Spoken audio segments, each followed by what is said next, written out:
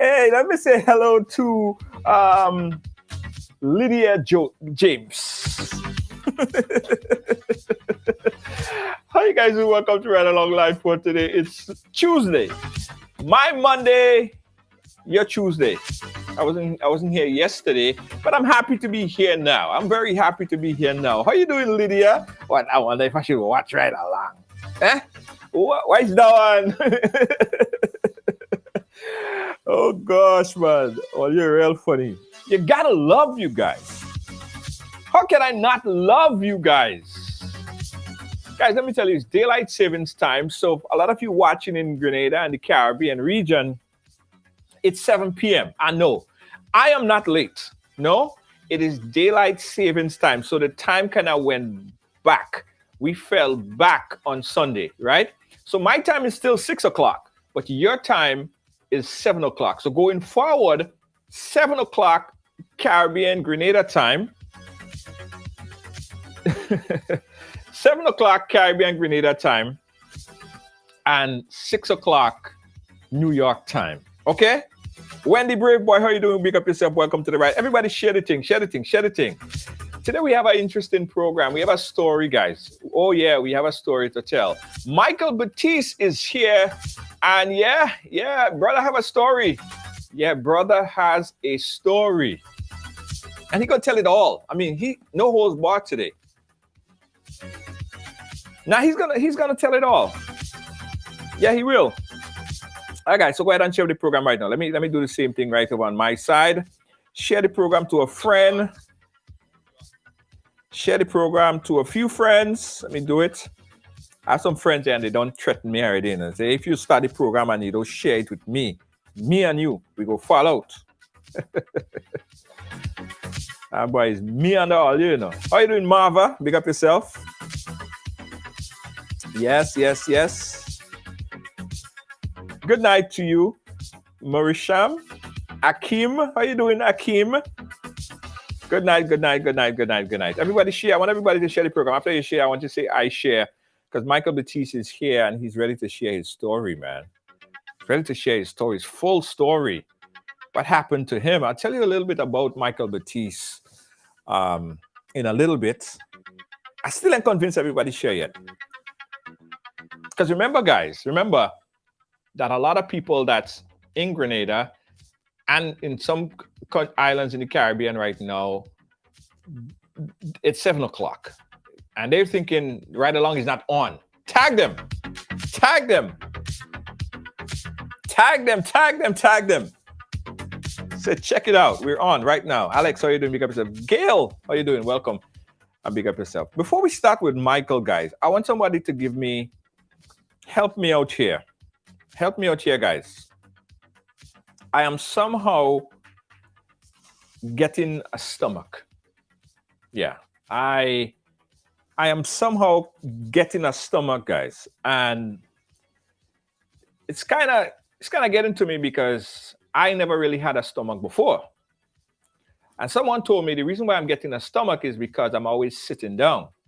So I don't know if I need to stand up and do the program from now on, because when you sit down too much and you slouch, you see that you get a stomach. That and I have to work out more.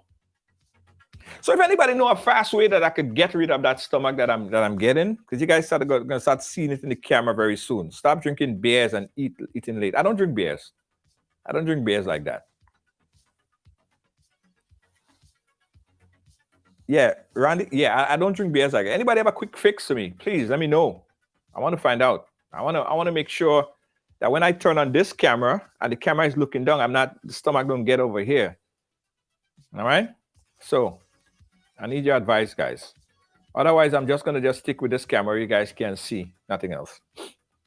Good living. All right, guys. Let's introduce my next guest. My next guest is the former opposition leader, former MP, and he is I guess I could call him a frequent guest on the program. He's been here before. You know him, Mr. Micheal Baptist. Micheal Baptist, how are you doing, my friend? Very well, very well. Thank you so much for having me, and a pleasant evening to all the wonderful listeners out there in the Spice Island in particular. Welcome. Yes. Let's have a macho discussion. Let's have a macho discussion. Let's take away all the emotion and the sensationalism and all of that. Yes. And let's talk about things in reality and see if we could increase on our level of reasoning. Mm-hmm. There's a lot of national issues that's floating out there now. Of course, this thing with the passport and all of that, and we have to look at it in a very serious way.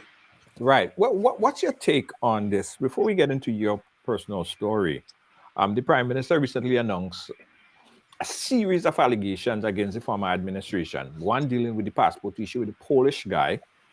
They spoke about faith, and they spoke about the vote that was taken from Parliament and put into an independent organization. He lists a whole bunch of them. What's your take on the allegations in the town hall meeting last week?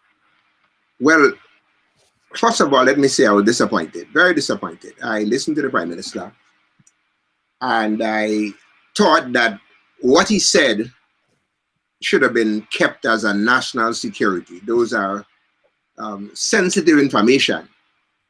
Sensitive information because it deals with the modus operandi of how the government deals with this economic citizenship vis-a-vis the passport. Mm-hmm. Now, it is not the first time that this thing about clandestine payments have come up. Mm-hmm. Many years ago, there's a case involving Eric Steiner. Right. Eric Steiner said at the time that he gave $500,000 for the down payment, a down payment for a passport. He said he made that payment in Grenada. At the time, he wanted to become a roving ambassador. And then he had a balance of another $500,000, which he invited the Prime Minister to come to his home to collect. Right. The Prime Minister did go to his home. And when he went to his home, he had someone videotape him receiving the money. That's what Eric Steiner said. Mm-hmm. Of course, the Prime Minister denied the matter. But shortly thereafter, Eric Steiner was apprehended by the U.S. authorities because he was a fugitive fleeing justice. He was apprehended by the U.S. authorities and brought back to the United States to face trial. He then indicated to the U.S. authorities as a condition of a plea bargain. He's pleaded guilty, and for a lesser sentence, he said that is someone that he gave part of the monies to. he offered the authorities a videotape of the transactions. They look at it, and the Justice Department said they had no interest in it because the crime was not committed on U.S. soil. So they allowed that to slide. However, some of the people who lost money in that scheme, they filed actions against Erica Steiner and Dr. Micheal. That matter went into the federal courts. And of course, when Dr. Micheal was summoned to give evidence under oath, he sought the assistance of the United States government, asking for immunity from prosecution as head of state. The immunity was granted, and of course the trial halted. But the sitting judge at the time, Mr. Friedman, said when he's no longer prime minister, they should bring him back to continue the matter. So we heard then from Eric Steiner how the government entertained those applicants for citizenship. We heard also from Mr. Van Brink. Mr. Van Brink also got a passport, and then he wanted to set up a bank. And then he gave the then Prime Minister a copy of a gem in lieu of millions of dollars that was supposed to have deposited in the Treasury. So we have seen behavioral pattern. And then recently, we heard from the very government, the New National Party government, that another person who sold millions of dollars in Grenadian passport to the tune of $55 million, they were able to leave Grenada shores. And as of today, not a penny was recovered by the state. As a matter of fact, the New National Party made no serious attempt to enlist the support of international agencies to locate this man so that the $55 million in passport sales can be returned to the Grenadian people. So we have seen a pattern. So when the Prime Minister mentioned in the town hall that a Polish citizen was supposed to pay $290,000 US for a passport, and he went on to say quite eloquently that there is a receipt from the Treasury for $150,000 US, and somehow another $140,000 end up in the South St. George constituency. That is what he said. When I heard that, I said, oh no, not again. You see, the NNP government have set up an institution of how to defraud the people of Grenada over the years. In every single project that this government undertake, there's a deal in it. And we have listed several projects, whether it was the stadium for $400 million that collapsed. Nobody was asked a question, no inquiry.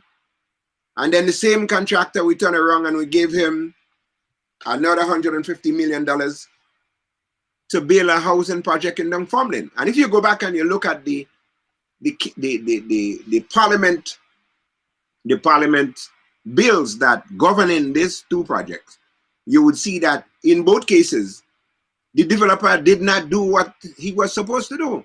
Well, let's go back a little bit, Michael. Let's go back a little bit. Are all these things that you're speaking about is mere allegations? No, hold on, no, not allegations. Okay. Go back to the parliament, you would see there is an act as it relates to borrowing money for the stadium.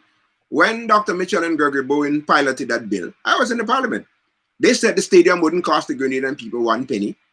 They built it on what they call built on lease transfer, which simply means that the developer will find his own money, build a stadium, and after it was built, it would have been leased to the government for 15 years, and after that lease, the people own it. Lo and behold, they tossed away that agreement, and they went and they borrowed first $100 million. Then they got another 36 million from the Taiwanese. Taiwanese took us to court in New York here for the 36 million. Mhm. So those are not merely allegations. The Dunfermline Housing Project is quite there. It's quite clear. It's again an act in Parliament. It's sitting right there. The 55 million US dollars that this gentleman ran away with, that's not allegations. The member for St. Patrick's, for St. Mark's, she was quite clear in saying that the ship farm, it didn't happen, but it will happen, and all of that. And yes, it did happen. So there's nothing about allegation that I'm seeing here. It's all documented, and we can go back and look at the records, and we could see. So as what I'm saying, as it relates to the Steiner case, are those just allegations as well? Because he was never prosecuted. There was never a prosecution. No, that's not true. That's not true at all. A gentleman by the name of Dr. Howland, he was one of the persons that sued Dr. Micheal and Eric Steiner. Dr. Micheal and Eric Steiner was co-defendants in a case at 26 Federal Plaza in the Federal Courts in Manhattan. So saying that he's corrupt is not an allegation, because if he was innocent, he could have stand in open court with his lawyers and say, well, bring it on. I am innocent, and I'm here to vindicate myself for the record and for my legacy. Right. He chose not to do so. When you plead the fifth or you ask for immunity, it is an understanding that you are concerned about the outcome of the trial, which may curtail your civil liberty. So you can't say it's allegations. If a matter is before the courts, and he's vindicated, you could say, oh, yes, it was an allegation. And I will come to the allegations against me, because there was. Okay? No. Someone asking to let's go back a little bit, because a lot of people don't know your position at those points in time. I said it at the top that you were opposition leader, right? Tell us the time frame you were opposition leader. Now, in 1995, there was a general elections where several parties contested. The NDC got 5 seats, the GLP got 2 seats, and the NNP got 8 seats. At the time, the court had ruled that Sir Eric Gary's property plus compensation should be returned. So after the 95 elections, there was a meeting between the two leaders, Sir Eric Gary and Dr. Micheal, and they came up with what they call a strategic cooperation, of which members of the GLP, including Sir Eric Gary's daughter, she was High Commissioner to England, Rapier, and myself, we serve with the NNP in what we call a strategic cooperation, because we contested as different parties. And that was the basis of that. Then shortly thereafter, Marcel Gary fell out with Dr. Micheal, I fell out with him. I went into the opposition, and I started functioning from there. If we want to go back, that should give you a history of how I came in and where I was at the time. Right. So at the time with the strategic cooperation, you became you was the agriculture minister. Yes, I was. Yes, I became Minister of Agriculture and Grenada's commissioner to the IWC, the International Whaling Commission. Right. Let's talk about the fallout, because I know we have to go forward into all the other things. Let's talk about the fallout. Well, the fallout came when the government freed Phyllis Code. Government freed Phyllis Code. And an issue was released that Phyllis Code was heading to England for medical treatment. Now, based on where I came from, the GLP, and you know how the hostilities that existed between members of the 17 and the GLP and whatnot. When that release was made, I tried reaching the Prime Minister when I heard that, to no avail. So I went into Parliament, and on the adjournment, I said, well, I need some explanation on that, because I'm hearing that Phyllis Code is released on medical grounds. She's heading to England for medical treatment, and I want to know how that is possible. Because Michael Tyson was convicted of rape, and he couldn't enter England because of his criminal record. And how is it that Phyllis Code is entering there? And I realized that the government was lying to the people. So by the time I got home, I got a call from Dr. Micheal. He said, well, you've been sitting here and acting as the opposition leader, and we made the thing, and everybody had already bought into the story. And here you are raising up, what they say, old dog in sleep, and the people already buy the story. Anyway, I revoke your appointment, and if you behave, I will bring you back. And then the hostility started with me and him from that time. So then I said, well, I'd be happy to go into the opposition and take on the government. So I became a one-man, very effective opposition. Because it was then and then I started raising all these issues. But I think the highlight of it was the call center. Tell us about that. Well, Dr. Micheal brought up a bill to Parliament. And in that bill, he said that government is going to loan monies to that company. Now, there's a law, Section 8 of the Finance and Audit Act. It's quite clear. He said government cannot loan money to private individuals or private companies. Now, that was put in place to avoid abuse, to avoid people taking money and giving their wives, their girlfriends, their brothers, and whatnot. Right. So he came in with the bill, and the bill said, except in the case of call center. So the bill passed through. It went through the finance committee, and then it came up on the floor for passage. Well, during that period, I got wind that Dr. Micheal's family was involved. So I went into Simon's Pavilion, Simon's Industrial Park, with the aid of a few folks, and we staked out the area. And lo and behold, we saw Dr. Micheal's auntie-children strolling into the call center. We took some pictures from where we was. And armed with that information, I went back to Parliament and I played mass with them in Parliament. You understand? And I said, there was a time you used to come here talking about jobs for the boys when NDC was in power. And here you are, it's money for your family. The law said you couldn't do it, but here you're doing it. And under pressure, he was embarrassed. He was embarrassed because the members of his team were not even aware that he was suspending the law to allow government to pump $18 million out of the Grenadian people's money into his family's pocket. So you were the one that responsible for catching him red-handed. I caught him red-handed.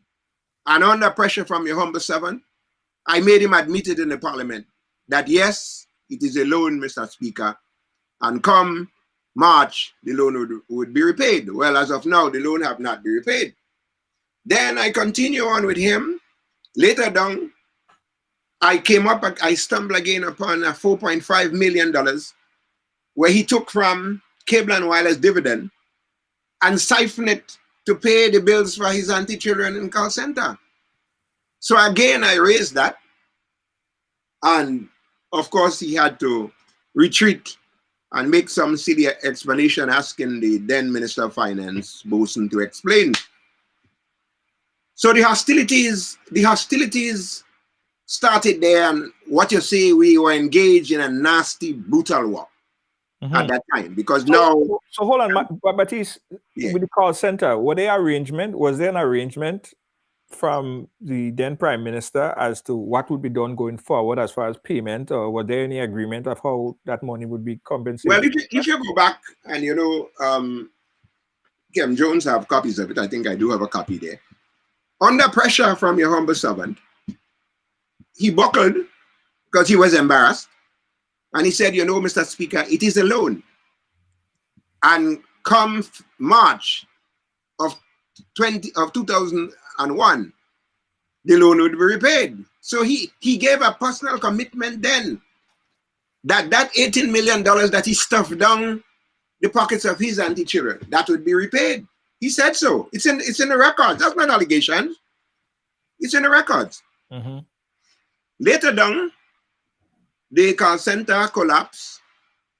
It was then given to a guy named Lev Model, a convict fresh out of prison here in the United States, a Russian.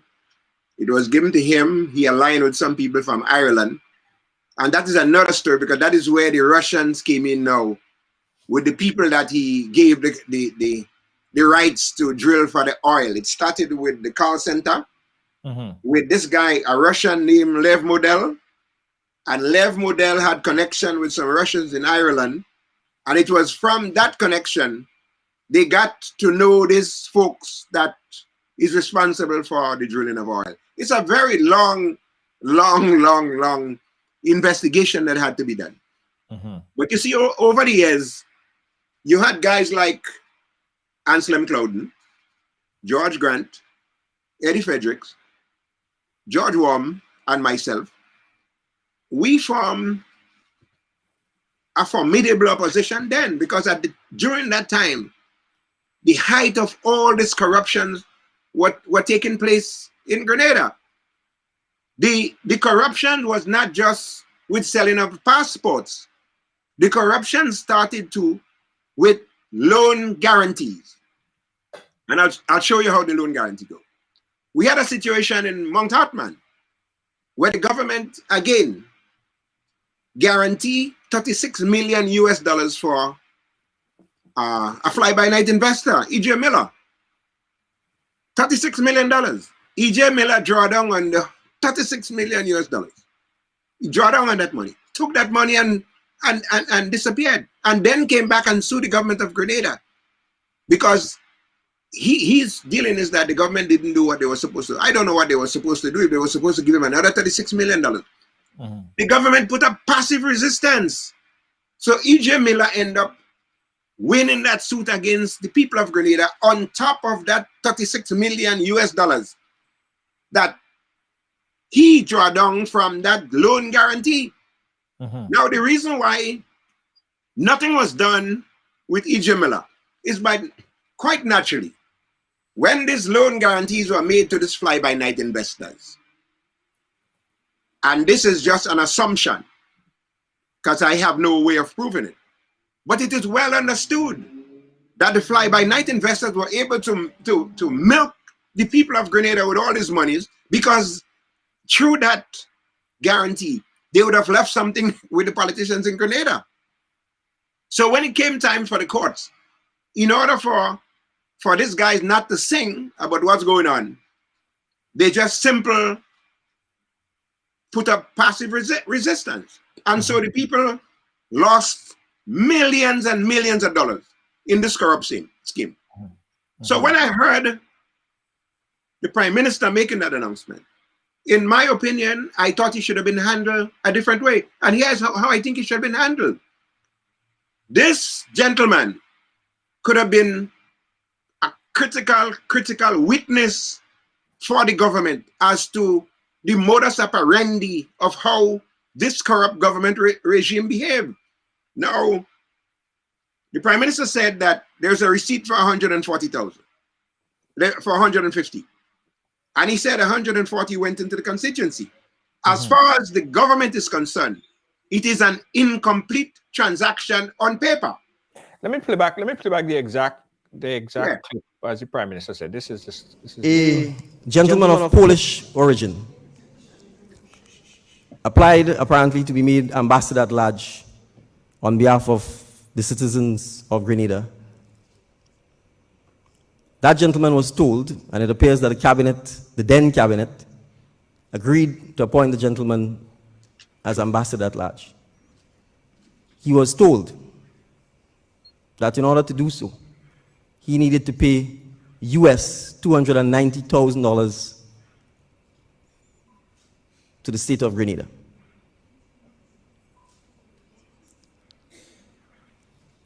$150,000 was paid to the state of Grenada, and there's a treasury receipt for it. Another $140,000 was paid to the New National Party South St. George office. Right, Michael. So explain that. There was a cabinet conclusion. The cabinet conclusion, which is at a meeting of the executive, they agreed that this is what the man ought to pay for the appointment or the passport. A deposit was made of $150,000 to the government of Grenada. Right. Yeah. It simply means that the transaction is incomplete. So the two documents that you have to marry here is the cabinet conclusion and what the cabinet conclusion for 290 and the receipt in the treasury for 150,000. So Right. it simply means that in order for the government to conclude that transaction, that gentleman is owing the state 140,000. Right. Now, you cannot determine what the gentleman do with his money. The gentleman is no fufu. He knows the official place where he paid the money, and he knows what an official receipt is like. So he's in on it. The only way you could move forward with that is if you can elucidate some statements from that guy on the oath and with your security people as to who gave the instructions to pay the remainder of the 140,000. And that is why I'm saying the Prime Minister could have held that close to his chest, keep the gentleman close. The gentleman would have named names, which more than likely would lead to some important people. Because you have, look at the facts. 150,000 was paid to the Treasury. Now, if the NNP had won the elections, we would not have this discussion, because naturally, their modus operandi would be like, you give the state 150, we already collected 140,000 in the constituency, which you paid unofficially, so they could blink or make a sweet eye to him and give him the passport and extract more money from him. But you cannot marry the difference 150 from 290 to the 140, and you cannot say that money is belonging to the state. You can say that the man is owing the state $140,000. Whoever that man gave his $140,000 to, that is his business. He's now out of 140,000. And in order to continue the discussion or to complete the transaction, that man now will have to fork out another 140,000. Right. In another way, that same man, if you coerce him to give evidence against the wrongdoers, you will get from him a lot of details. He will tell you, one, who the agent was, how he come across the person who introduced him to the government. He will then give you details as to who instruct him to the constituency branch. And by the way, I think we have a name. As to who in the constituency branch. Yeah, not the constituency branch. We have a name. Okay, well, you see, who referred him. The signators on the name in the constituency branch is very important, because under Grenada laws, there is something in the Money Laundering Act that talk about politically exposed people. Right. Politically exposed people means that someone like myself, who has been in politics, but even though I'm out of politics, the bank classified me as a politically exposed person. And I could testify to that, because for 2 years I tried putting in my daughter on my account. She died, and I was unsuccessful in doing so because of all the rigmarole that they make you do. Yes. So it could very well be that signators in that South constituency is a low member of the constituency branch, who they would have put forward, they would have front. You don't expect to see the politician name on that account.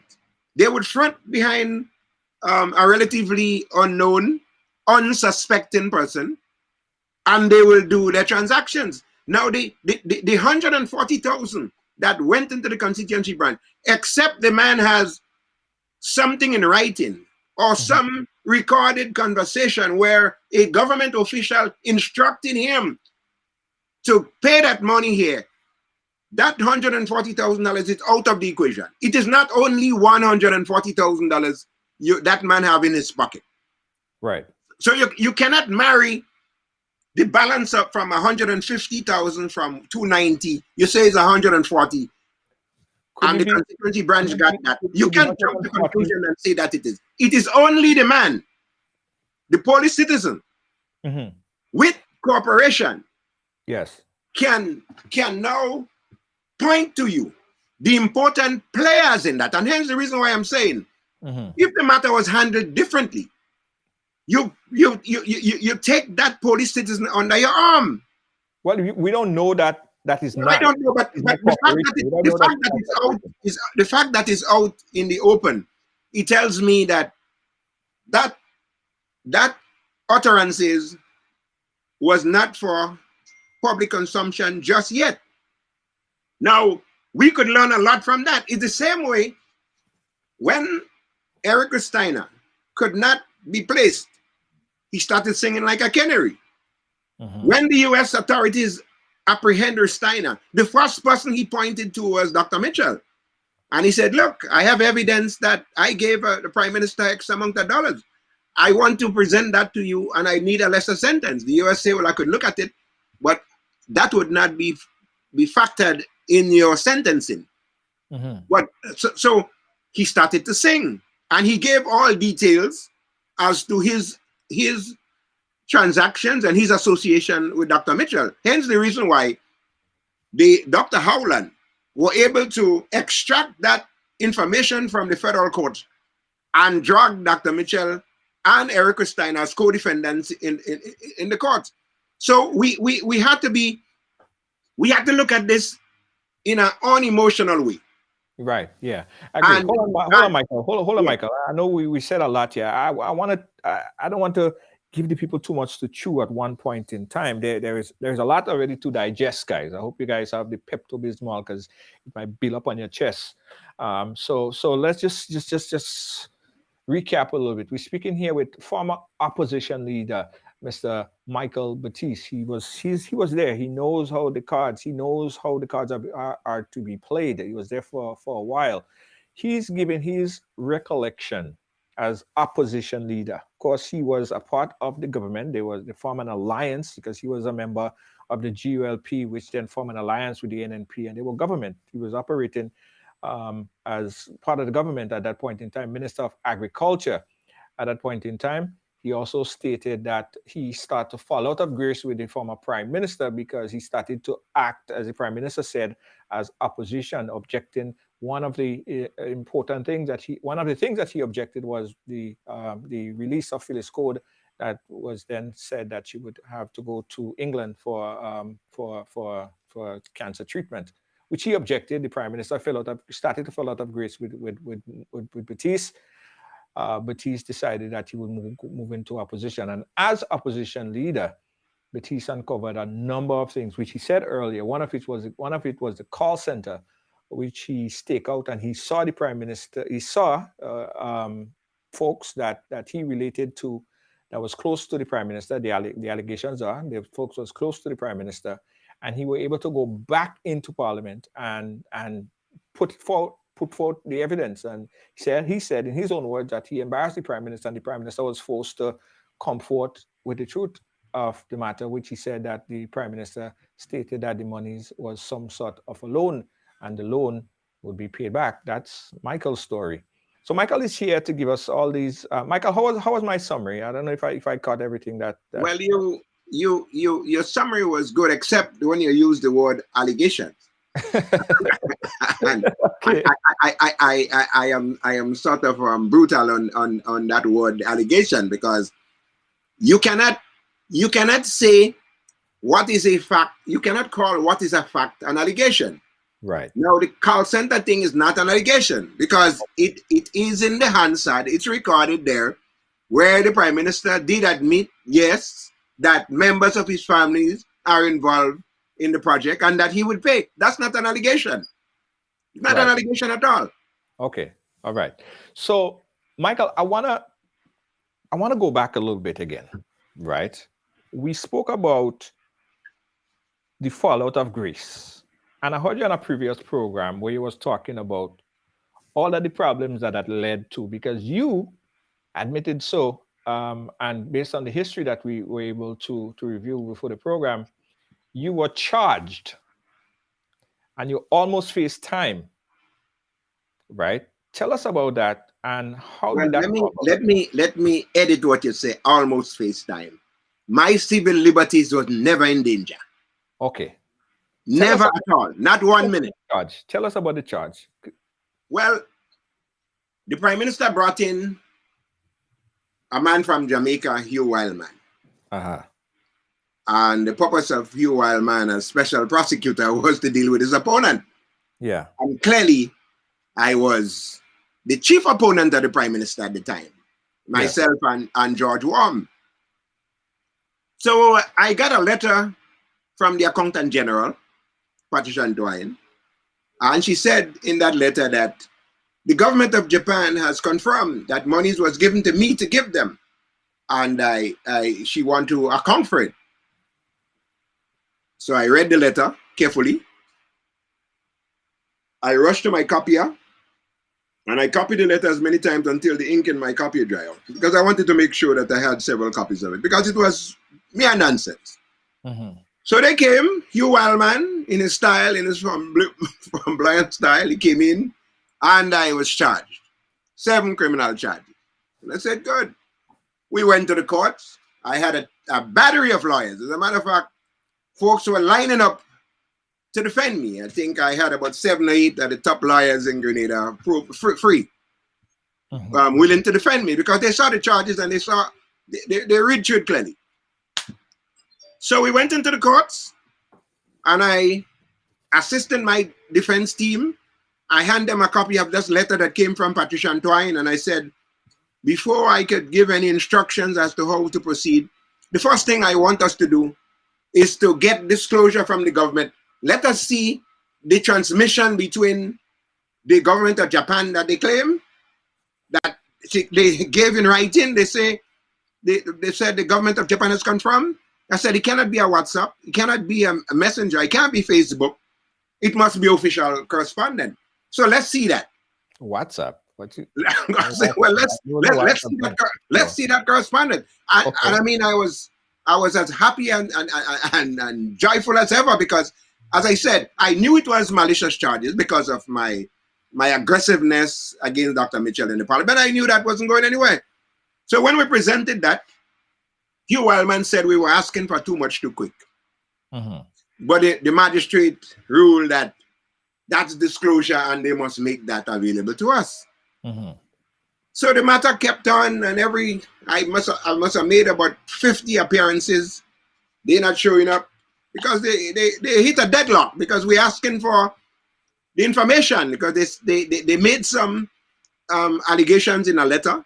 They confirmed something in a letter, and we're asking to see it. In the meantime, Dr. Micheal went to the Chief Magistrate, Patricia Ntwine.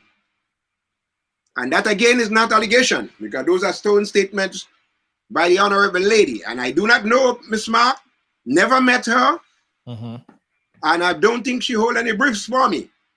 Dr. Micheal called in Patricia Mark, the Chief Magistrate, and he said to her in this word, he said, you know, this guy Baptist up there, he's a thorn in my side up here.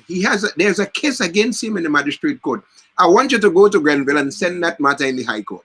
Who said that? The Prime Minister, Dr. Micheal. Patricia, Miss Mark said, well, I don't think that is necessary. If there is evidence against the good gentleman, and I do not know the gentleman, if there is evidence against him, the evidence will speak for itself. The matter would find its way in the court. Why is it necessary that I have to go? Michael, how you got wind of what the Prime Minister said? You're asking a good question. Patricia Mark sued the government. Because a few days later, he sent her a letter telling her that she reached the age of 60 and she had to retire.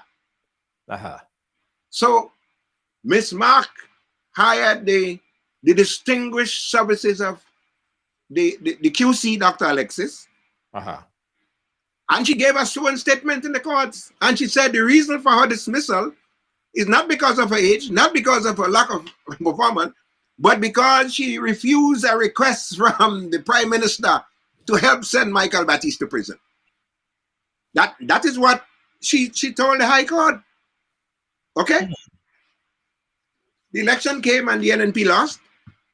Hugh Wildman was arrested and detained. And then a few days later, we heard the announcement from the Director of Public Prosecution, Mr. Christopher Nelson. He said that all the charges against Micheal Baptist have been dismissed. And he qualified by saying it was unconscionable to file charges, criminal charges against a public official when there's no chance of a conviction. So the matter was thrown out. So I was vindicated clearly. I'm not friends with Patricia Mark. I'm not friends with Christopher Nelson. All I was doing my political combat as the street fighter against Dr. Micheal, bringing forth all his wrongdoing to the public. And that did not stop me at all, because I continue the onslaught against him and his corrupt ways and making all his exposure. So I was vindicated because all the charges against me were dismissed. But they didn't stop there. During Ivan, they filed another 4 criminal charges against me. During Ivan, I was taken into custody. Mm-hmm. They surrounded my home. The forces that came to help the government restore order, they didn't participate in my arrest. They stood by the medical station. A team of SSU and police, well armed, they surrounded my home, and they took me into custody. And they said then that I was a threat to national security. I was brought into prison. I spent 10 days in the Grenville police station without a charge. A generator was placed in my cell. And it is my opinion that if William Thompson had carried out the wishes of the government, he may have been commissioner today. You see? So when they put that generator in my cell, I breathed the carbon monoxide. I passed out. I was in a state of unconsciousness. My lawyers, Ms. Grant, Lloyd Noel, Dr. Alexis Clouden, I think Kaji chipping in that, they came in and they filed motions in the court that I should be released. They not in the court, but they went to a judge home that I should be released on medical grounds. Mm-hmm. Finally, Bido called and said that, no, before that, George Worm had called the Prime Minister of Antigua and St. Vincent to intervene on my behalf at the time. So they did make the calls to Grenada, and they said, well, in their opinion, they see that as political intimidation, because if you arrest a man, you must charge him and give him reasonable time. They say, well, I'm a threat to national security. Look, I set up radio stations and I was doing this and I was doing all of that and all of that. In any case, make a long story short. Hold on, Michael. So Yeah. the fact is that you were in fact doing something illegal. You were setting up radio station that was against the law. Well, let's put it this way. In times of crisis, civilians can do what is considered to be their civic duty. And if I have the expertise to disseminate information to the general public as to what is happening, the prisoners was on the loose. We were in a state of emergency. Dr. Micheal was hiding out on a boat. There were lawlessness. There were nobody in the state. And you know, nature hates a vacuum. So at the time, I used the capability that God afforded me with, and I set up something at my home, and I started informing those who had the little portable radio as to what's going on, where the prisoners was, where you can get water and food and all of that. And they came and they took me into custody. But here you have it again. But that was against the law. Not really. No. You didn't break the law? Well, in case it's a case of emergency. Well, anybody could say it's a case of emergency. I could say it's a case of emergency, and I want people in my area to hear my voice. Let's look at it this way. I broke the law. The government broke the law because they came in and they arrested me. Right. And they put me in Grenville police station for 10 days, where I was poisoned in carbon monoxide poisoning in police custody.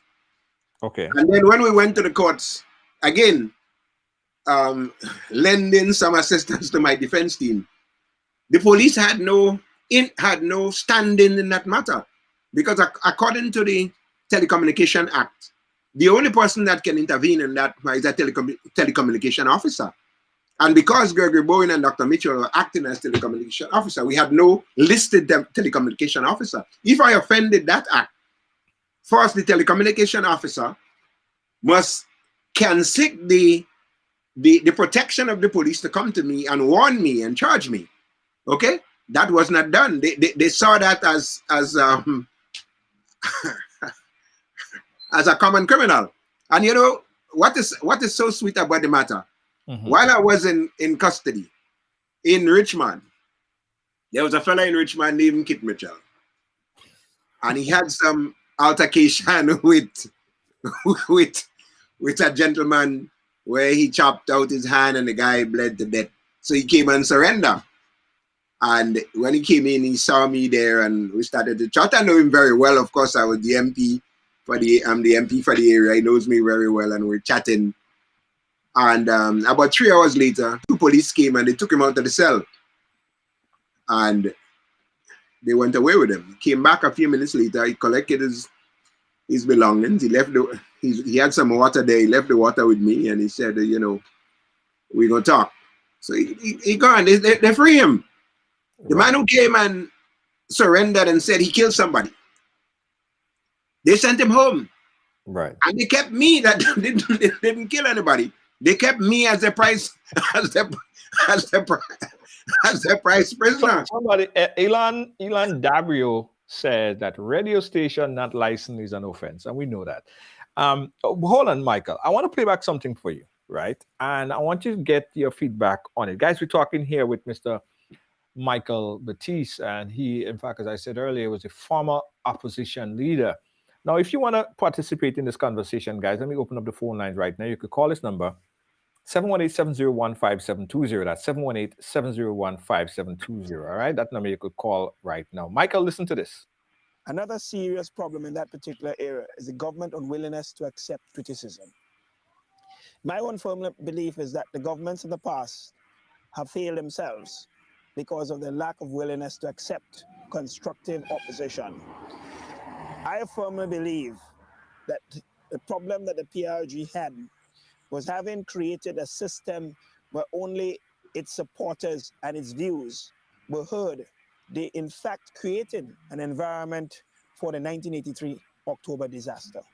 Because unless you have people willing and been given an opportunity to provide you with another viewpoint, when in power, you are quite capable of believing that you have the absolute control over what is right and wrong, and that can be disastrous in any system.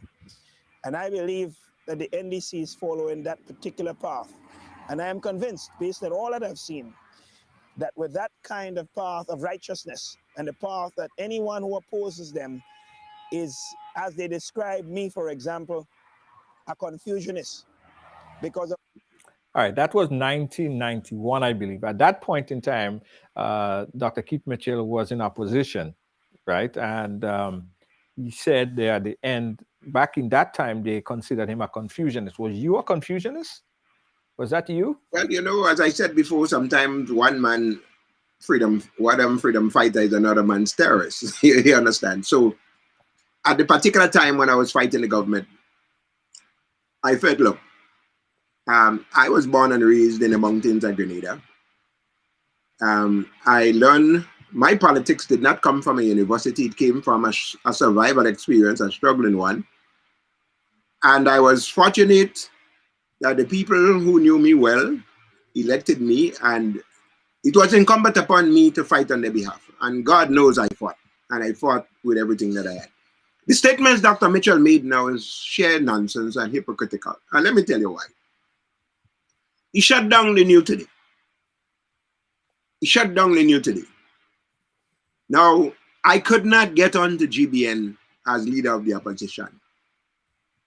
My contributions in Parliament was censored. As a matter of fact, in the 2001 budget debate, operatives of the New National Party went in Manjalu and damaged the transmission of GBN so that the people could not hear my contribution. And those are the facts. And when I petitioned and I protested with GBN, they rebroadcast my contribution 2 a.m. in the morning. Now, George Grant, I was not even a candidate. I was merely lending support then to the New National Party. I made a phone call to George Grant radio station. One phone call I made, and I outlined some information and some facts. The next day, George Grant radio station was off the air. They say the sound of my voice ricocheted across the airport and it was interfering with the incoming flights. And George Grant radio station was shut down. That's not allegation. Those are history. Those are the records. They shut down George Grant radio station because of one phone call I made. Wow. Mike, hold on 1 second. We got a call on the line. Let's take this caller. Caller, you're live. Where are you calling us from? I think that caller probably hang up. All right. Yeah, that caller did hang up. 718-701-5720 is our number, guys. Let's have this conversation here. A lot has been said so far. But as I said, I like to have that participation. I want to get you guys participation on what you heard here today. And believe it or not, we have a lot more to talk about. So the number that you call is 718-701-5720. That's 718-701-5720. Before we go on any further, let me just tell you guys real quickly that we are going to be having our third 3.0 ride-along bingo, and it's a $6,000 bingo.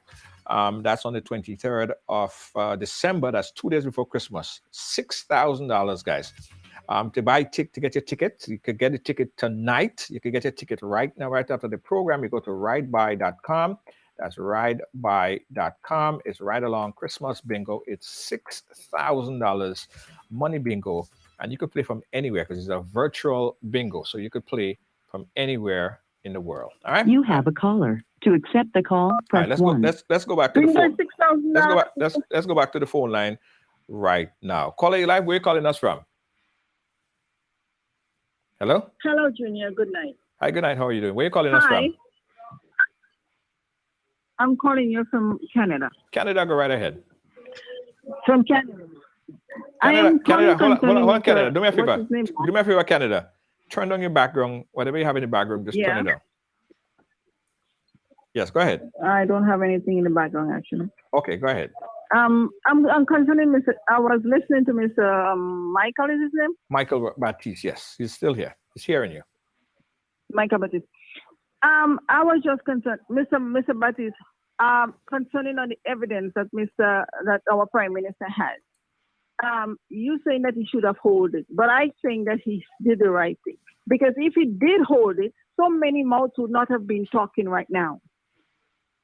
So many things would not have been coming out of his hole right now. That's one. And another thing, you said that he should hold it. But what I say is that he knows what he's doing. He's not a foolish prime minister. He's a very smart man. And maybe he's showing bit, you understand, to catch fish, but I think he's showing the right bit because he's accurate on what he's saying, because you just proved that he has evidence. He has the evidence. So, and Junior, you also just say it's an allegation. It's not an allegation when you have proof. I'm sorry, Junior, I'm on your side. I love you, but say the right words. It's an allegation. It's an allegation for me to say it on air. As long as for my part, it has not been proven in the court of law. I'm going to say allegation.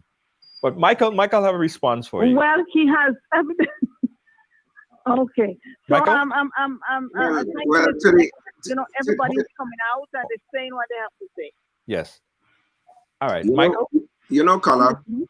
Yeah. One of the things I like is exchange and mutual respect and exchange. You have expressed an opinion, and of course, a person's opinion is not subject to debate. It's your opinion.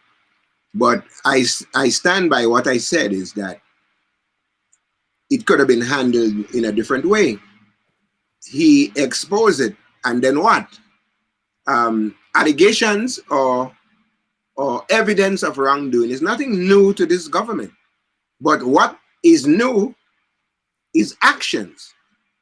So exposing the wrongdoings, fine. Then what next? And I want to say to the Honorable Prime Minister, you have a daunting task ahead of you with Grenada. The high unemployment, the collapse of the rural economy, a broken healthcare system, a huge national debt. You may not have all the time to do all those exposure. You should hire a special prosecutor or go into the parliament and pass the laws, integrity in public life. You need to hire forensic experts and put that in their hands and continue with the business of governing, Prime Minister.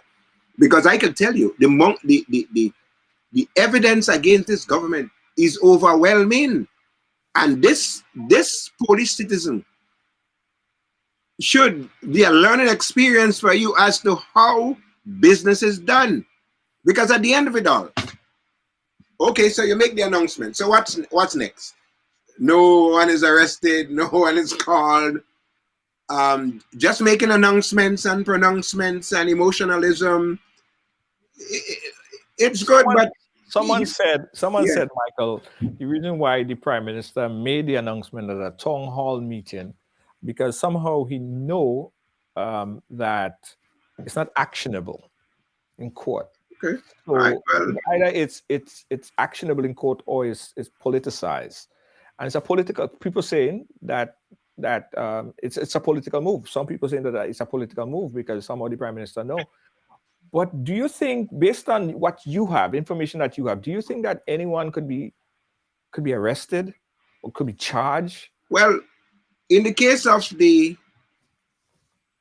guy with the passport, the Polish guy with the passport, no one could be arrested and charged. And I can categorically say that. And I'm not a lawyer, but sometimes I have the benefit of my 3 daughters who are lawyers, so I banter with them every day.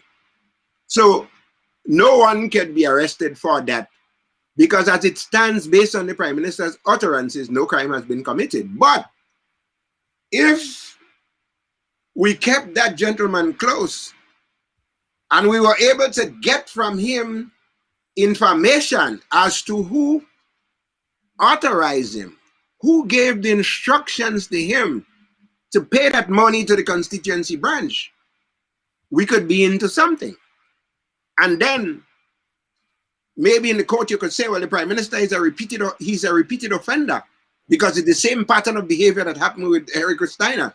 It's the same pattern of behavior that happened with Van Brink, where he accepted a photocopy of a gem in lieu of millions of dollars having to come to the Grenadian people. You can say it's a pattern of behavior because $55 million out of taxpayers' money left Grenada, and the FIU, who was at the time the husband of a senior government minister, they did not invoke the MLAT treaty, and we have the infrastructure in place to mount investigations, you know.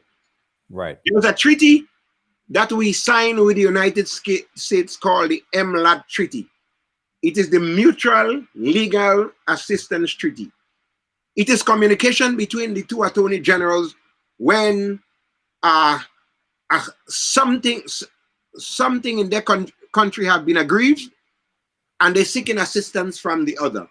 Now, the Grenadian government losing $55 million.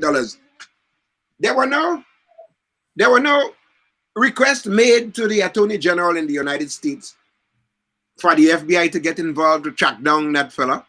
We just sweep it under the carpet for fear that if that gentleman is caught, he may say a whole lot of things that they don't want him to hear. Because let's face it, do you honestly believe they would allow this man to leave Grenada with $55 million without he leaving something in Grenada? I mean, that's something you should chew on. So, that is how we're dealing here. Whereas you have folks like a Michelle Alexander, a young lady, aspiring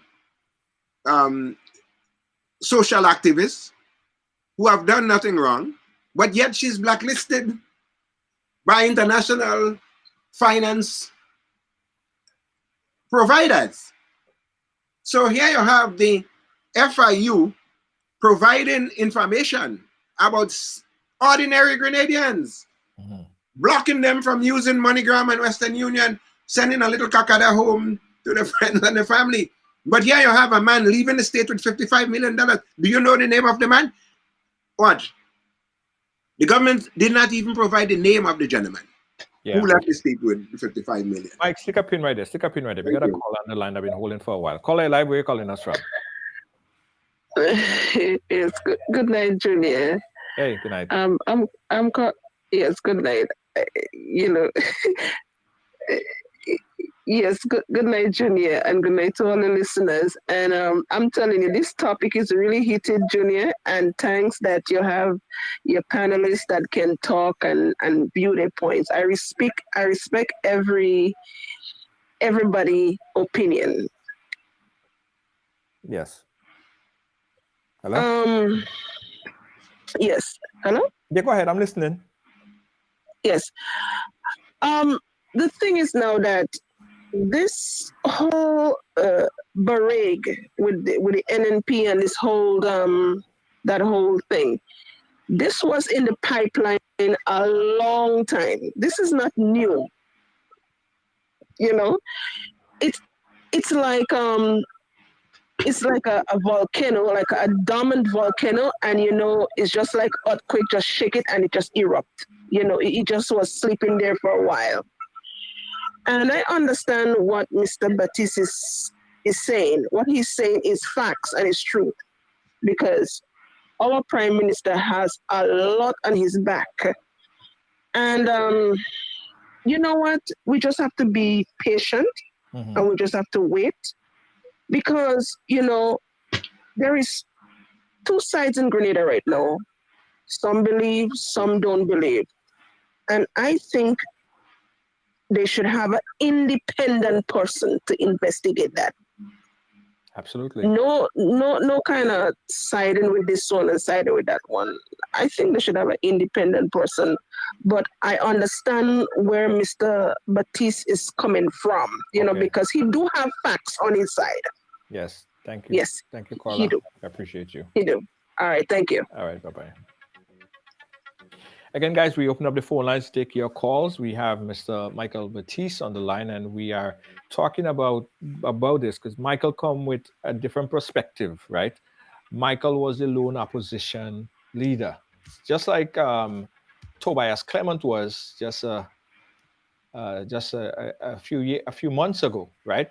On a programming note, Mr. Tobias Clement also agreed to come and chat with us sometime this week. So listen, keep it close. Sometime this week, we'll have the former opposition leader, Tobias Clement, coming to chat with us a bit here on the program. Of course, we're gonna promote that today, probably Thursday, because tomorrow we have another very important program. So possibly Thursday, we'll see. But Tobias Clement has promised that he will come and chat with us a bit and tell us all the information that he knows. All right. So we have Mr. Micheal Baptist here giving us some juice on everything that has transpired during his time and what he understands from what's happening now. Michael, in the case of faith, right? Do you think that there could be any action against anyone in regards to the non-for-profit organization? Well, here's what it is. After Dr. Mitchell was videotaped collecting money in St. Maurice, he became very shrewd because he realized that technology is catching up with him. So if you notice, he has gone into a different modus operandi. CL financing, the companies supplying services to Parliament, Faith, and other companies contracted to provide services to government. You look at the players. Now, Faith was a legal way to channel government money to an organization that could be siphoned from the hierarchy or the members of the government, at least some members of the government, not all of them. Because trust me, a lot of allegations are made about some of them owning security companies and all of that, and that's just false. That's not true. Those are allegations. Right, those are mere allegations. Nothing substantial in that. Right. A lot of them just went through the struggle. Now, in the case of it, since the government was their only client and it's non-profit, the government again could set up some forensic auditors and look through it, see if it's non-profit, and look at it closely and see if the monies that went through it was used for the purpose of which it was intended. But you just can't sit on the sidelines and say faith and the sister of this and sister of that and raising all hysterical and emotionalism and sensationalism and all of that. And at the end of it, you do nothing about that. Right. So one of the things that need to be done, the fact that Faith registered as a non-profit organization and they got over $6 million, it is incumbent now upon this government to do the auditing. It's nothing illegal about auditing the company. You say you're non-profit. I give you monies because your charter state what you're going to do. Let me see if you do that. And after that is done, then we let the chips fall wherever it may. And to the folks out there who are jumping on the police and saying, where is FIU and FIU and all of that, let me give you a gentle reminder, please, folks. If someone broke into your house and you did nothing, and you just say, well, I lost my TV, I lost my stereo, and that's why I go buy back one. The police can come and investigate. And when you're calling the FIU, you must have evidence for them to work with. Yeah. And in the case of the passport, there's nothing for them to work with. Because all there is a legal incomplete transactions where the Polish guy is owing the state $140,000. What he did with his money is there. He could have come into Fontong when Fontong was operational and spent a few dollars in Fontong. He could have gone in anything, get some massage and drop some monies there. What he do with his money is his business. Right. You understand? So it could have been $140 donation.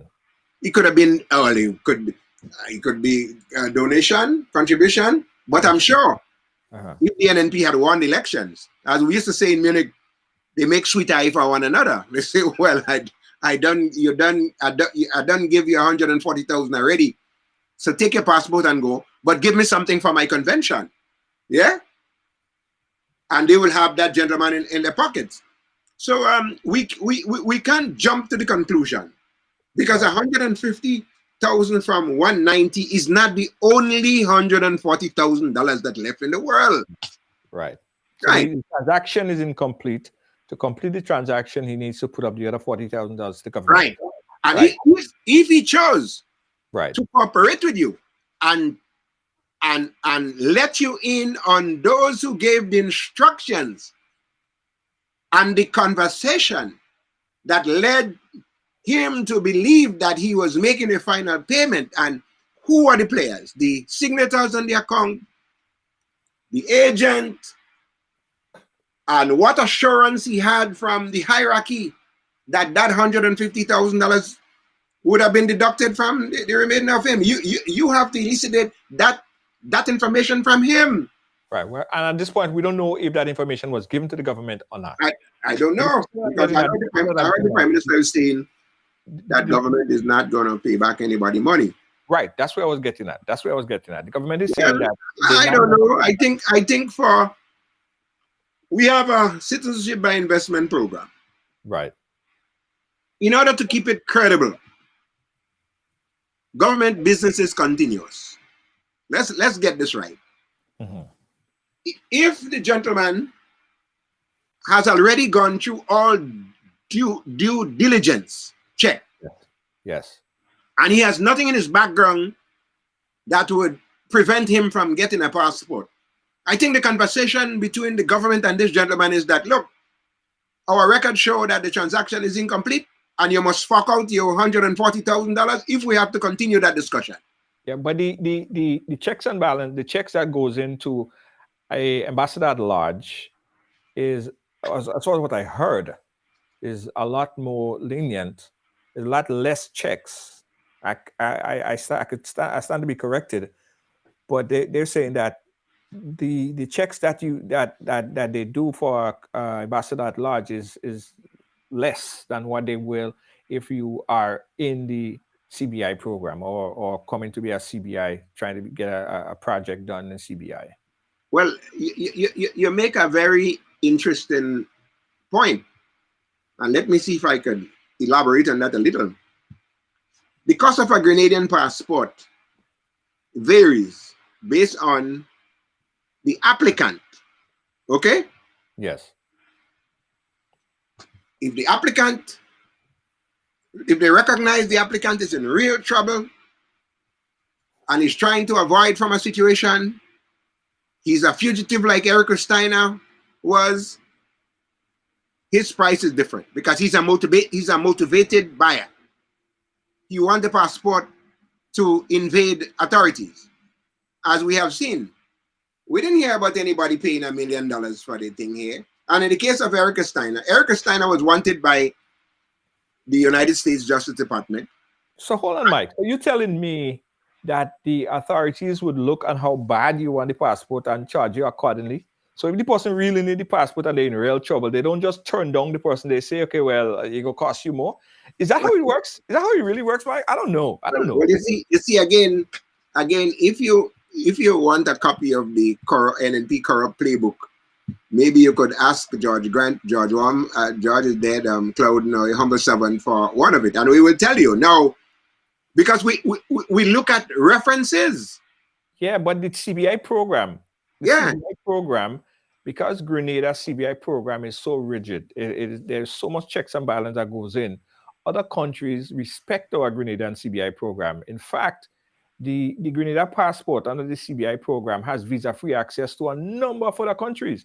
And I'm doubtful if it was so easy or just sporadic that anybody could just get us a passport so easy under whichever administration, then those other countries will start to tighten the ropes in terms of visas. Let me go back to excerpts from a legal proceedings that was advanced in the court.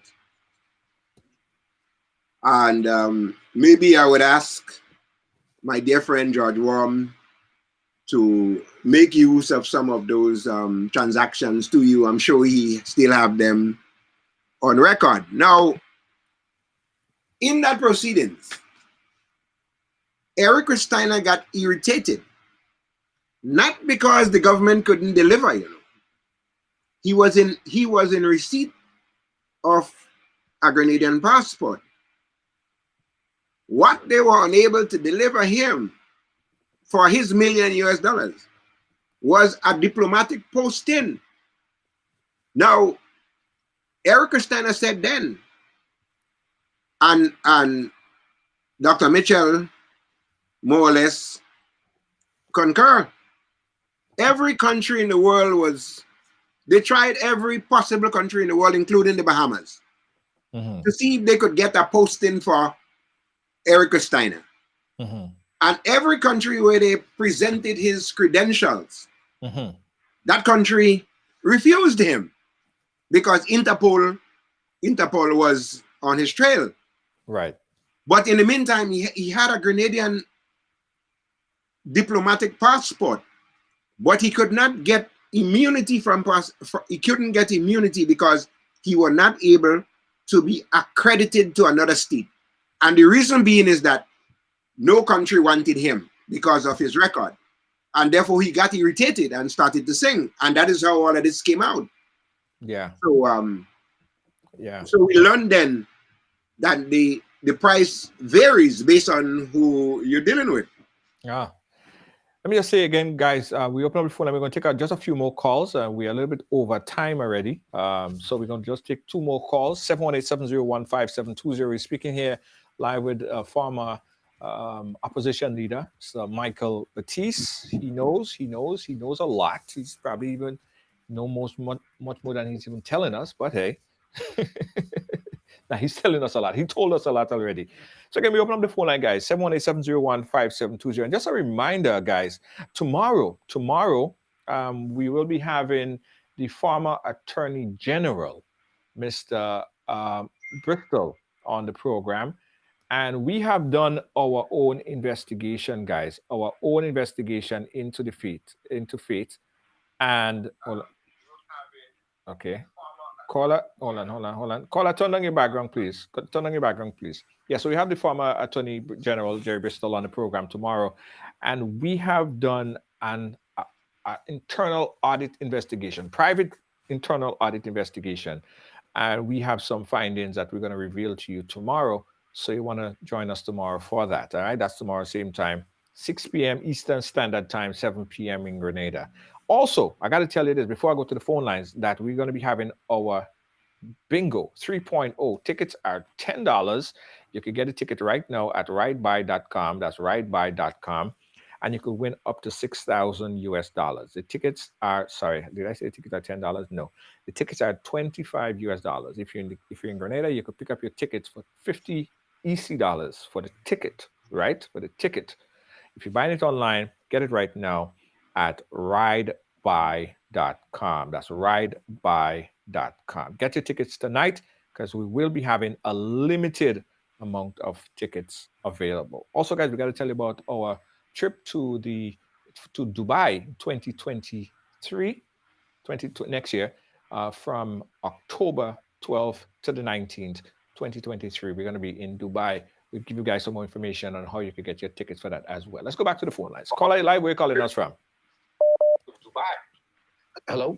Yeah, hi, caller. Go right ahead. Where are you calling us from? Pennsylvania.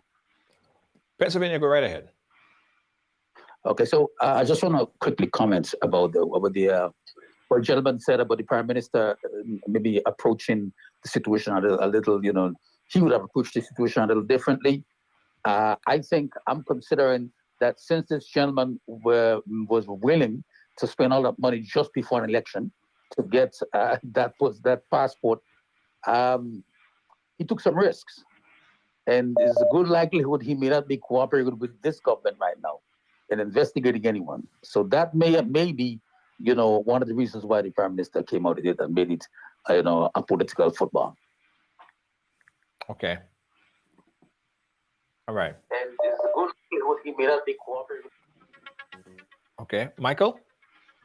Well, the caller may be right. I thought of that too. And it's quite possible that he was not willing to cooperate. And of course, the public utterances would diminish any opportunity that the government would have had to get some statements from him. But the only person that can cause any problem for anyone, it would have to be the person who gave the constituency branch the money, because it is not government money. It is his money. And he will have to divert to you important information as to who guided him to that constituency, what instructions he got, and who gave him the instructions.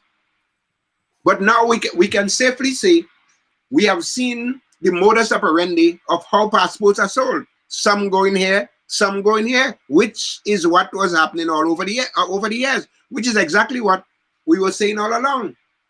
So, yeah. Again, guys, we're taking one more call. I saw someone was calling during the time that the other caller was on, so I couldn't cut them off and bring you on. So you could call now, 718-701-5720. That's going to be our final call for tonight. And again, guys, on our programming note, tomorrow we have Mr. Jimmy Bristol, not Jerry Bristol. Jimmy Bristol is going to be on tomorrow. We have done some internal investigation, somewhat audit on this. And tomorrow we are going to find out, check the findings of these investigations, private internal investigations, and bring it forth to you, our viewers. That's tomorrow, same place, same time, right here and right along live. Let me see if I get another call. Again, guys, 718-701-5720. Yeah, that's 718-701-5720 if you want to call. Okay, we got a call. Let me take this call right now. Hello, caller, are you live? Where are you calling us from? Hey, Junior, good night. How are you going? Good night to your audience. Thank you. Yes, well, it's quite interesting, the kind of information that is coming out as it relates to lots of the dealings with which appears to be no separation between party and government. However, those excesses only occurred because the institution of the state broke down. Everybody jumped up and celebrated clean sweep, hooray. But over the last 20 years or so, we had one party in government. And what that party has done is take over all the institutions, infiltrated all the institutions of the states, where the state became subsumed by the party. All the party dealings consume all the activities of the state. You had no checks and balances, or it appears that there were no checks and balances. Certain individuals was allowed to do what they want with the state of Grenada. And that's what we're seeing being emerging at this time. There are much more to come out, rest assured. I said that on another program. All we have to do now is just get our popcorns, pull up a chair, and pay attention. Popcorn. Because, like popcorn. Yeah. That's what's going to happen, Junior. For lack of a better word, a lot of craziness took place. Because you had, and I remember doing this in my politics class in UWI. They says, even democracy, after a while, turns into an oligarchy. And that is that is how Grenada was run over the last few years. One man or one particular group of people just did what they wanted with Grenada, with no checks and balances, no kind of transparency, no kind of accountability. So now that you have another party in government, you have the unearthing of this kind of dealings. And there's much more to come, as I said. So thanks for the opportunity, and you have a good night. Thank you, caller. Thank you for calling. I saw someone posted something there earlier about the selling of the passport. Now, CBI program is not exclusive to Grenada. CBI program, a lot of big countries, even the United States, have its version of CBI, right? So it's not exclusive to Grenada. And as the Prime Minister said, the CBI program inject a whole lot of money. This last quarter, I think of 2021, in the last report, the CBI brought in was the CBI increased over 40% income, and these monies are going into development into the country. So one, I believe, if organized and run properly, CBI can be very beneficial for any country. We have it in almost all the Caribbean islands. Did St. Vincent pull out of it? Is St. Vincent still doing CBI, or they pulled out? I'm not sure. Michael? Well, I think so too. I think it's a good program, but I think it have to be managed properly. Yeah. Because over the years, individuals have used it as their feeding ground. Yeah. And now we have seen that it's not just their personal feeding ground, but they are now using the resources of the state, or money that should have come to the state. They're using it for party purposes. Yes. And that's a clear case. But of course, I have to warn that though it may appear to be that way on the surface of it, but legally, there's nothing you can prove to that, because, as I said, the two documents that you have to marry is the deposit that was made, which you have a receipt for, and the $290,000. And the bottom line would be deemed as incomplete transactions. Okay? Mm-hmm. And therefore, the people of Grenada, if this administration chose to continue with that transaction, they will now have to collect $140,000 from the person and allow that person in their own way to seek redress from wherever they can as to how that $140,000, because we don't know who gave them, who led them there, but somebody did. Right. Yeah. So we must excuse me, we must leave it at that. And we must take away emotionalism and sensationalism. And we must analyze things in a matured way. And we must stop the name calling and stop blaming the police and FBI and FIU and all of that. Because a crime has not been committed. No crime has been committed. All it is an incomplete transaction. Okay? But we could assume that if the NNP had won the elections, that would have been deemed a complete transaction. Yeah? Yeah. Right. Okay. Yeah. Mike, thank you so much, man, for giving us your historical recollection, helping us understand the history of what transpired during the call center and all of these other things, as you stated your facts, because it's on record. And we appreciate it. I'm sure it's not the last time that you'll be on to give us some insight, so we appreciate it. In your closing words, Mr.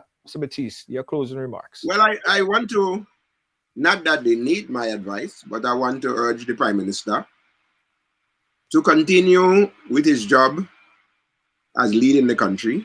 He has a daunting task ahead of him. As I said, the rural economy collapse, hopelessness among our young people. We have a healthcare system that's in chaos. We have a huge national debt. We have a demoralized population. And your job is cut out for you. Do not spend too much time chasing the wrongdoings of the new national party. You could spend from now till next 10 years chasing down all the wrongdoings. Leave that alone. Get the assistance of the International Funding Agency, the Organization of American States, the BDD with the British government.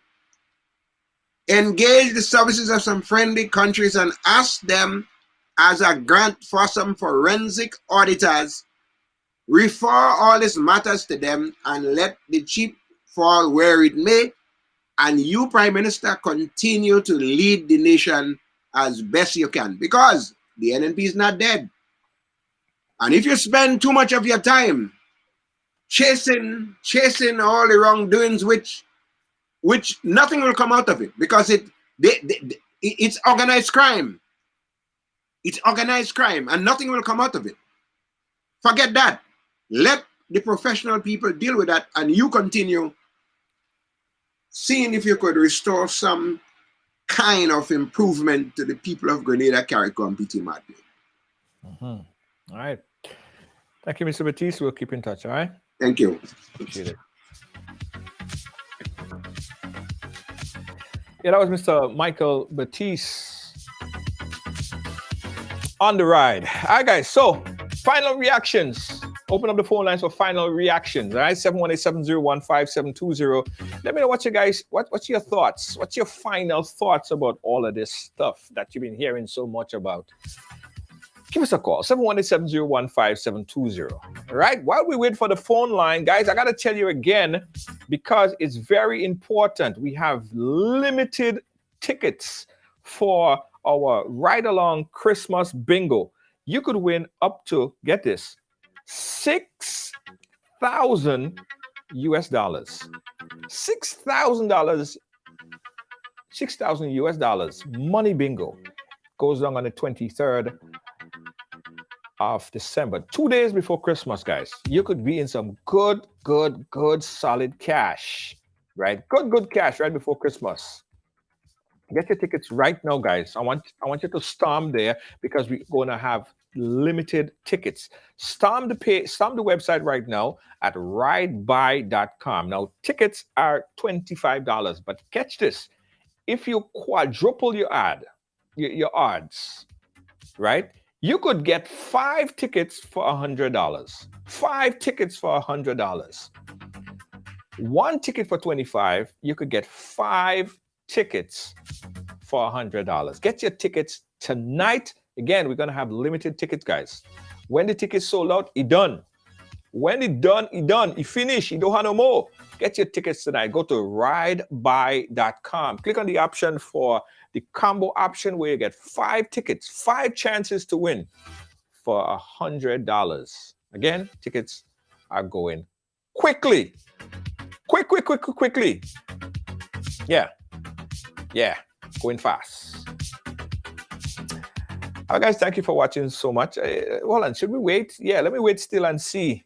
Let me wait still and see who come through. Oh yeah, we have another caller. Let me take that caller.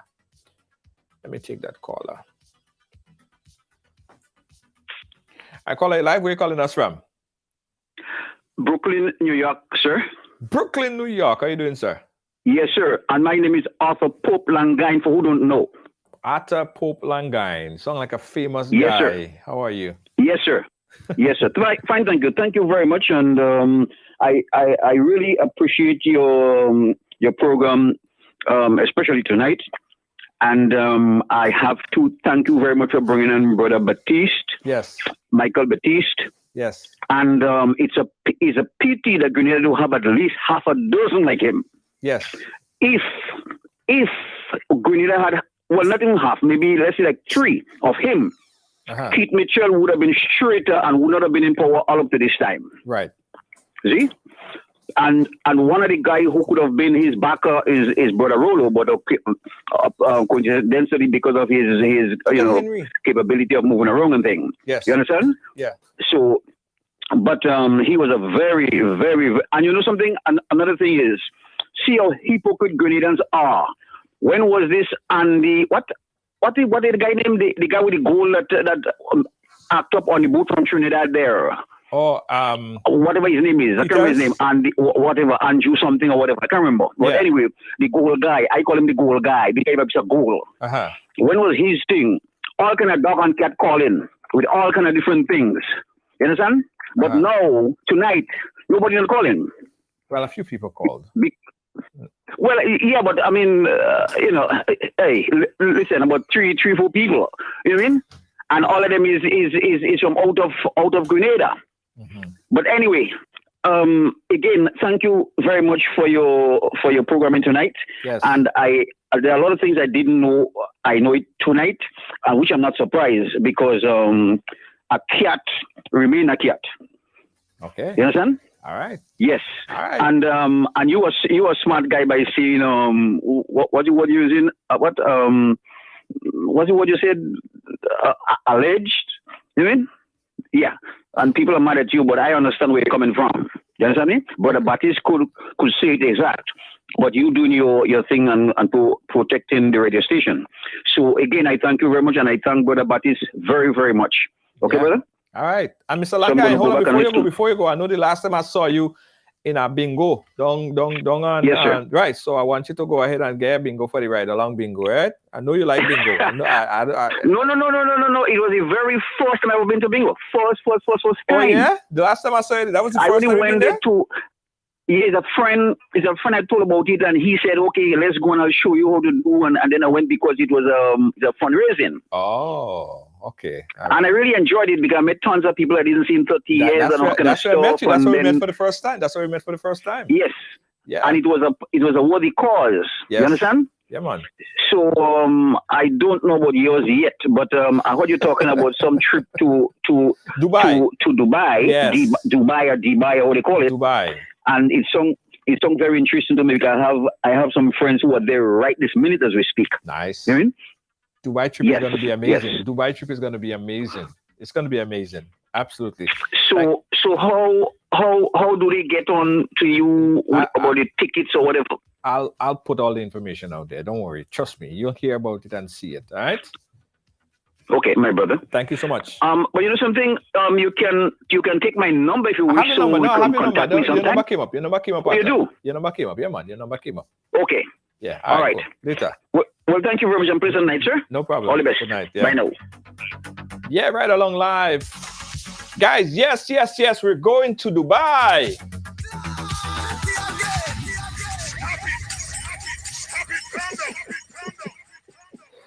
...2013, guys. We're heading to 2023. Next year, we're heading to Dubai. We are going to Dubai. And we want to take you along with us. Initially, we said only 50.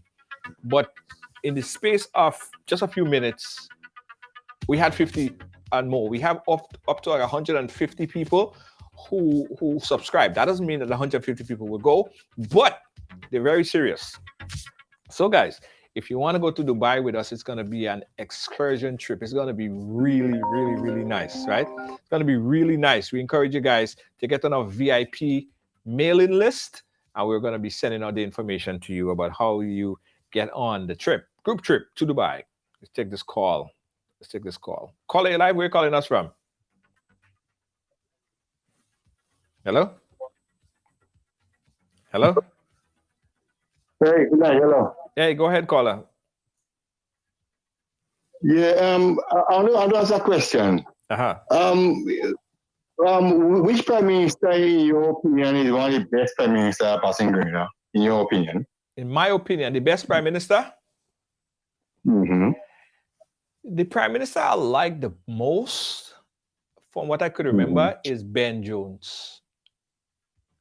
Right. Yeah. I mean, since I know myself growing up in Grenada, we spend so much time condemning and bashing prime ministers left, right, and center. Yeah. We Chase Gary.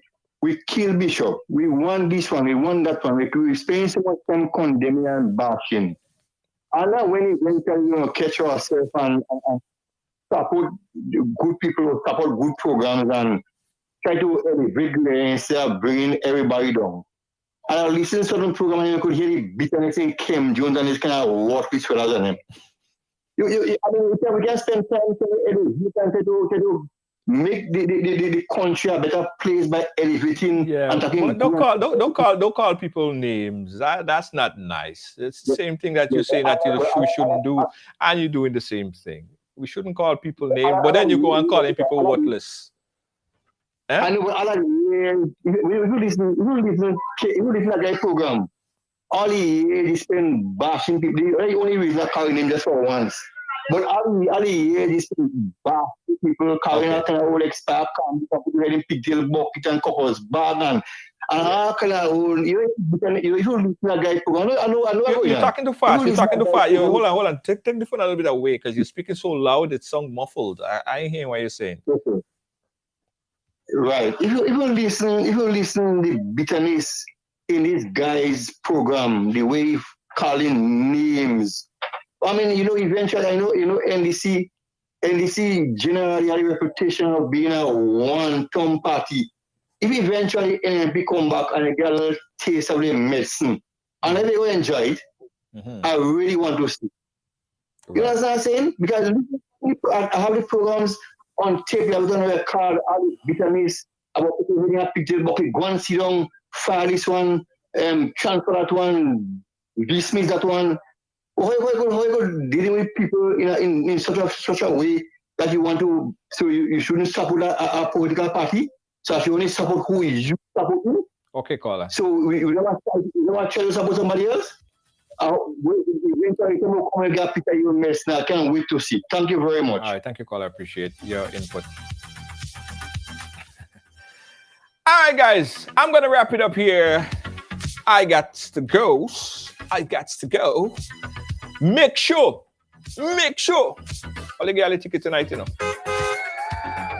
Make sure all you get all the ticket tonight for a ride along bingo. It's always a fundraiser, guys. We do so much in fundraising to assist families around the Caribbean, to around the world, to anywhere, anything, anyway quacks, we get a call and we help.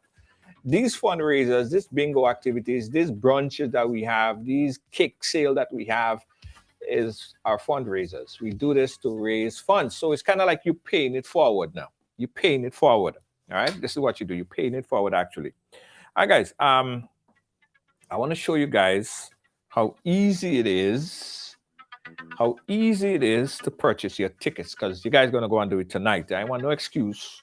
You guys doing that tonight, or you're getting all your ticket tonight, Jed. All right. I'm going to go through all my apps. All right. So you go into the app, RideBuy, or go ridebuy.com. Let me take this off the screen. I want to show you guys how to do it.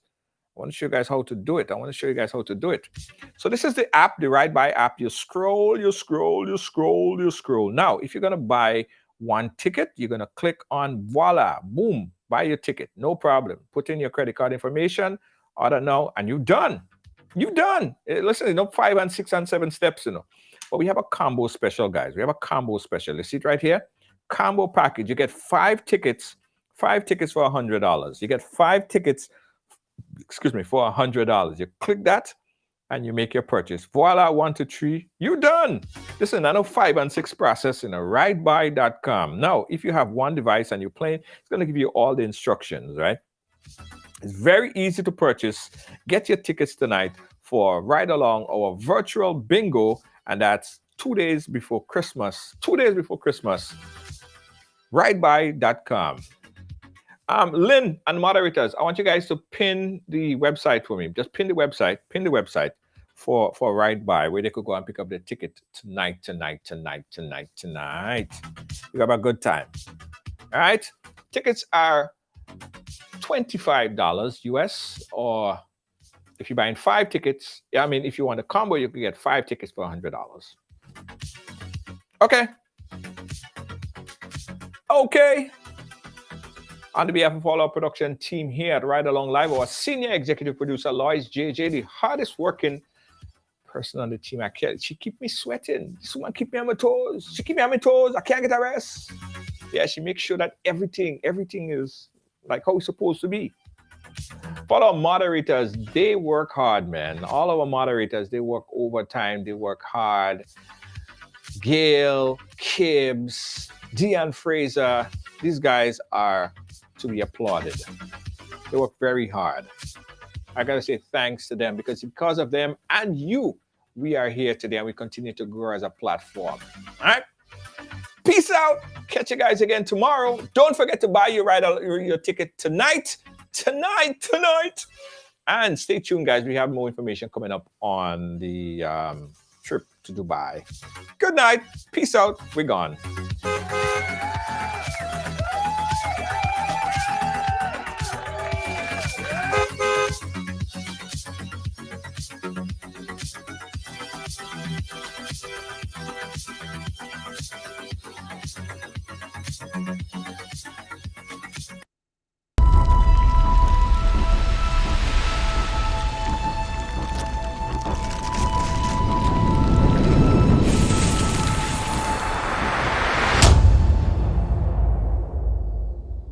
Williams Funeral Service serve you with dignity and compassion as you mourn. Every day, we embark on the journey of life, and one day, the journey will end. It's on that day that you can entrust the celebration of life of your loved ones to David Williams Funeral Service. Call 718-291-3823. Grenadian products are now only a mouse click away at grenadamarket.com. Nutmeg and guava jams, jellies and the syrups, world famous nutmeg pain relief spray, black sage, soursop, lemongrass, and bois bande bar. Ordering is simple and friendly. All major credit cards accepted. Safe, secure shopping guaranteed. grenadamarket.com ships your product anywhere in the world. So when you can't go to the island, the products off the island can be sent to you. Just log on to www.grenadamarket.com and experience our quick delivery and homely service. Chicks Export Limited, Toronto, Canada. Shipping barrels and other cargo to Grenada in 3 weeks, including custom clearing and home delivery to anywhere in Grenada. They source, purchase, and ship new and used anything. Call or WhatsApp Eric, aka Greens, on 416-569-9755. That's 416-569-9755. Check us out on Facebook at Green Chicks Export or email us at greenchicksexport@gmail.com. Stop. Listen, don't move. I got some important information for you. Ride Along Live is moving to TikTok. And we want to take you along with us. I'm beginning to have some serious second thoughts about this. No, I'm not going to be dancing or nothing like that. You won't see that. But it's going to be excitement. It's going to be fun. And we're on TikTok. Somebody come and look at this. Look at this. So click the link at the bottom and follow us on TikTok. It will be a TikToking experience. Follow us on TikTok and let's expand the platform together. My name is Yolandi, and All Pro Health Staffing has some great opportunities. At All Pro, we know what's important to you, and that is safe assignments and great pay. We get it because we're nurses too. We have an amazing opportunity right now for you if you're an LPN. This is based in Vermont, and we are seeking to get somebody on board as soon as possible. We also have really great local opportunities. Right now, we are hiring immediately 4 LPNs. We're looking for them to work in assisted living and memory care facilities based out in New Rochelle, New York. For more information about these great opportunities, call 387-4246. Click the link below or share this with a family or friend.